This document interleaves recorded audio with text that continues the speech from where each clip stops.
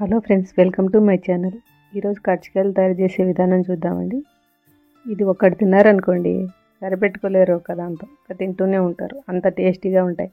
చూడండి, ఇవి తయారు చేసుకునే విధానం చూద్దాం. దీనికి కావాల్సింది అన్నీ పర్ఫెక్ట్ కొలతలతో సరైన విధానం చేస్తే చాలా బాగుంటాయండి. 2 కప్పుల మైదాని ఒక బౌల్లో వేసుకున్నామండి. దాంట్లో 2 స్పూన్ల బొంబాయి రవ్వ వేసుకోండి. ఎందుకంటే రవ్వ వేస్తే చాలా బాగుంటుందండి, క్రిస్పీగా వస్తాయి బాగా.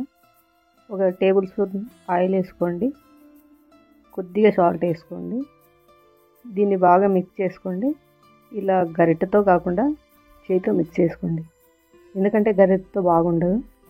వాటర్ కొద్దిగా పోస్తూ కలుపుకోండి. వాటర్ ఎక్కువ పోయకండి, వాటర్ కొద్దిగా పోసి మెల్లిగా కలుపుకోండి. ఎందుకంటే వాటర్ ఎక్కువ పోసినారనుకో జారుగా అయిపోతుంది. అలా కాకుండా ఇలా కొద్దిగా పోసి మెల్లిగా కలుపుకోండి, చాలా బాగుంటుంది. ఆయిల్ అన్నీ పట్టేసి ఒక్కొక్క స్పూన్ వాటర్ వేస్తూ కలుపుకోండి. ఈ పిండిని ఇప్పుడు ఎలా కలపాలంటే, మీకు ఎవరి మీద కోపం ఉందో మొత్తం అంతా చూపించేయండి. ఇంట్లో వాళ్ళ మీద, పిల్లల మీద, ఫ్రెండ్స్ మీద, మీకు ఎవరి మీద, పక్కింటుల మీద కోపమనే చూపించేయండి. కొట్టేయండి దాన్ని, బాగా కొట్టేయండి దాన్ని. బాగా అలా గుద్ది కొట్టి 1 స్పూన్ ఆయిల్ వేసి మళ్ళీ అలా కలిపి మెల్లిగా ఒత్తి పెట్టుకోండి. జాగ్రత్తగా ఒత్తి దాని మీద ఒక ప్లేట్ లాంటిది అలా పెట్టేసి ఒక పక్కకు పెట్టుకోండి. పక్కకు పెట్టుకుని ఒక ప్యాన్ పెట్టుకుని అందులో ఒక 2 స్పూన్ల నెయ్యి వేసుకోండి. 2 స్పూన్ల నెయ్యి వేసుకొని, ఇది హోమ్మేడ్ నెయ్యి అండి, ఇంట్లోనే చేశాను. కాస్త ఎండు ద్రాక్ష వేసుకోండి. తర్వాత కాస్త కాజు కూడా వేసుకోండి.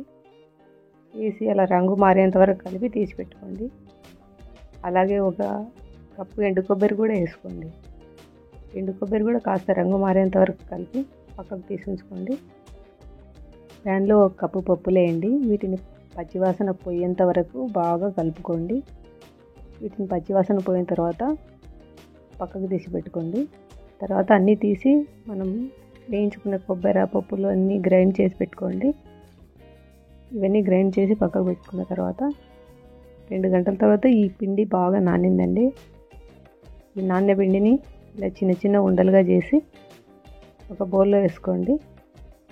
చిన్న నిమ్మకాయ కంటే చిన్న సైజ్ అండి, నేను చాలా చిన్నగా చేయాలనుకుంటున్నాను. మరి మీరు పెద్దగా చేయాలనుకుంటే పెద్ద ఉండలు చూసుకోండి, లేదా చిన్నగా చేయాలంటే ఇలా చిన్నగా చుట్టి పెట్టుకోండి. అన్నీ ఇలా అరిచేతితో బాగా ఒత్తి పక్కన పెట్టుకోండి. ఇవి ఒకదానికి ఒకటి అతుక్కోకుండా ఉండాలంటే ఇలా ఒట్టి పిండి వేసి అన్నీ అలా ఒట్టి పిండిలో అద్దేసి అన్నీ పక్కకు పెట్టుకోండి. ఎందుకంటే అన్నీ ఒకదాని మీద ఒకటి వేసారంట అతుక్కపోతాయండి. అందుకే అలా ఒట్టి పిండి కలిపి అన్నీ ఒక బౌల్లో పక్కకు పెట్టుకోండి.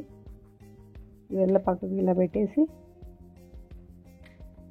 ఇంకా మనం గ్రైండ్ చేసి పెట్టుకున్న కొబ్బరి మరీ మెత్తగా లేకుండా ఇలా కోర్సుగా గ్రైండ్ చేసుకోండి. మరి మెత్తగా ఉంటే బాగోదు, అందుకే నేను బరకగా పట్టాను. అందులో నేను 1 కప్పు షుగర్ తీసుకున్నానండి. షుగర్ పౌడర్ చేసి కలుపుతున్నాను. 1 టీ స్పూన్ యాలకుల పొడి వేయండి. మనం వేయించి పెట్టుకున్న కాజు ముక్కలు చేసి పెట్టుకోండి. మీకు టైం ఉంటే సన్నగా ముక్కలు చేసి పెట్టుకోండి. నేనైతే అలా తుంచేస్తున్నాను.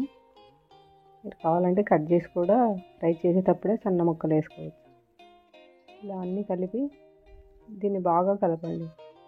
అన్నీ మనం వేసుకునే షుగరు, ఎండు కొబ్బరి అన్నీ కలిసేలాగా కలుపుకోండి. కావాలంటే ఈ టైంలో కాస్త నెయ్యి వేసి కూడా కలుపుకోవచ్చండి, నేనైతే వేయడం లేదు. ఒక 2 స్పూన్లు నెయ్యి వేసి కలుపుకున్నా బాగుంటుంది. ఇదిగోండి, ఇలా కలిపి పెట్టుకుని దీన్ని ఇలా కలిపి ఒక సైడ్కి పక్కన పెట్టేసేయండి. పక్కన పెట్టేసి ఇప్పుడు మనం చిన్న పూరీలు రుద్దుకున్నామండి. ఈ పూరీలు కొంచెం జాగ్రత్తగా ఇలాగా చేత ఒత్తుకొని తర్వాత రుద్దుకోండి. అందరికీ పూరీలు రుద్దడం వచ్చనే అనుకుంటాను నేను. ఇలా మెల్లిగా రుద్దుకొని అన్నీ పక్కన ఉంచుకోండి. చూడండి, నేను ఇప్పుడు 2 రుద్ది చూపిస్తున్నాను. నేను 2x స్పీడ్లో పెట్టానండి వీడియోని, ఎందుకంటే టైం వేస్ట్ అవుతుందని. ఇవి ఇలా రుద్దేసి పక్కన పెట్టేసుకోండి. ఇవి పక్కన పెట్టేసి మనం కలిపి పెట్టుకున్న పొడిని తీసుకొని ఇలా సెంటర్లో పెట్టుకొని 1 స్పూన్ 2 స్పూన్లు వేసుకొని అలా ఒత్తుతూ పొట్టికనీళ్ళతో బాగా లోపలికి ఒత్తుతూ కజ్జికాయలు చేసుకోండి. ఇలా జాగ్రత్తగా మనం ఒత్తేటప్పుడే ఇలా జాగ్రత్తగా ఒత్తుకుంటే బాగుంటుందండి. మీకు ఇలా ఒత్తడం రాకపోతే ప్లేట్లో 2 స్పూన్ల మైదా వేసుకొని అందులో వాటర్ వేసుకొని ఇలా బ్యాటర్ తయారు చేసుకోండి. ఇలా బ్యాటర్ తయారు చేసుకొని ఈ సైడ్లకి బ్యాటర్ పట్టించండి.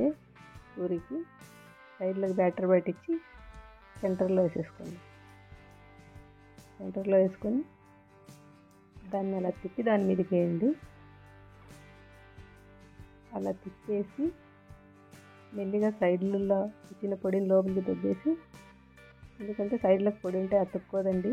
అతుక్కోకపోతే ఇది మనం వేయించేటప్పుడు మొత్తం ఆయిల్లోకి వెళ్ళిపోతుంది. ఆయిల్ మొత్తం నల్లగా అయిపోతుంది.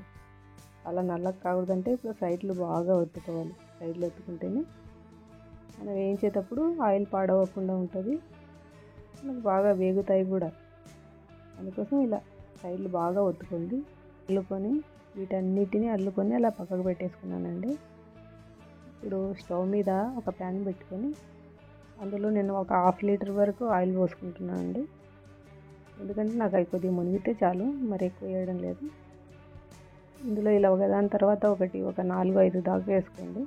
నేను 4 వేస్తున్నానండి. మంట మీడియంలో పెట్టుకొని వేయించుకోండి. మరి హై ఫ్లేమ్లో పెడితే మనం వేసేలోపే మాడిపోతాయి. అందుకు మీడియం టు లోలోనే పెట్టుకొని వేయించుకోండి. హై ఫ్లేమ్లో మాత్రం పెట్టకండి. ఇలా పెట్టుకొని ఇలా తిప్పుతూ మెల్లిగా కాల్చుకోండి. ఎందుకంటే ఎంత మెల్లిగా కాలితే అంత బాగుంటాయండి. మీరు హై ఫ్లేమ్లో పెట్టారనుకో వేసేలోపే మాడిపోతాయి. అందుకోసం అన్నీ ఇలాగా జాగ్రత్తగా కాల్చుకోండి. దాని తర్వాత ఒకటి వేసుకొని చూడండి ఆయిల్ ఎంత నీట్గా ఉందో. ఎందుకంటే ఇవి సైడ్లు ఇచ్చుకోవడం లేదు. సైడ్లు ఇచ్చుకుంటే ఆయిల్లోకి మొత్తం పొడి వెళ్ళిపోతుంది. తర్వాత ఆయిల్ అంతా చల్లగా అయిపోయి అదంతా పట్టేసిందండి కజ్జికాయలకి. అందుకే ఒత్తుకునేటప్పుడే జాగ్రత్తగా ఒత్తుకోవాలండి. సైడ్లు అసలు సైడ్లో నుంచి బయటికి రాకుండా ఒత్తుకోవాలి. చాలా బాగుంటుంది. ఇలాంటి ఆయిల్ మనం ఒకసారి ఇంకోసారి కూడా వాడుకోవచ్చు. చూడండి ఆయిల్ ఎంత నీట్గా ఉందో. ఇలా అన్నీ వేయించిన తర్వాత పక్కన పెట్టి చూడండి. ఇది పండగలకు కానీ ఎప్పుడైనా తినాలనిపించినా ఇలా చేసుకోండి, చాలా బాగుంటాయి. ఒక్కసారి ట్రై చేయండి. వెళ్ళేటప్పుడు కామెంట్ చేయడం మాత్రం మర్చిపోకండి. వీడియో నచ్చితే ఛానల్ సబ్స్క్రైబ్ చేయండి, నోటిఫికేషన్ బెల్ ఆన్ చేసి లైక్ చేయండి, షేర్ చేయండి. Thank you for watching video.